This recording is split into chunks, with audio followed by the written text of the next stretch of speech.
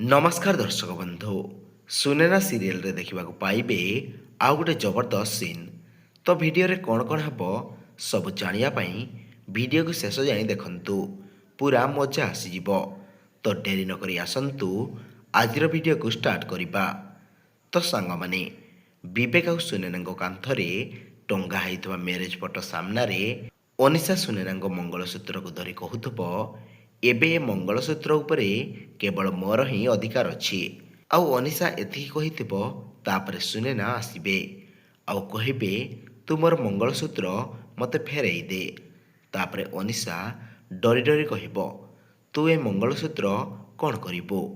ତାପରେ ସୁନେନା କହିବେ, ମୁଁ ବଞ୍ଚିଥିଲା ବେଳେ ମୁଁ ଗୋଟେ ବିବାହିତା ନାରୀ ଥିଲି, ଆଉ ମଙ୍ଗଳସୂତ୍ର ଗୋଟେ ବିବାହିତା ନାରୀର ପ୍ରତୀକ। ଆଉ ମୋତେ ତୁ ଫେରେଇ ଦେ ମୋ ମଙ୍ଗଳସୂତ୍ର।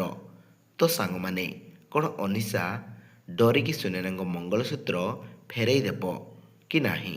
ଆପଣମାନେ କମେଣ୍ଟ କରି ଜଣାଇବେ।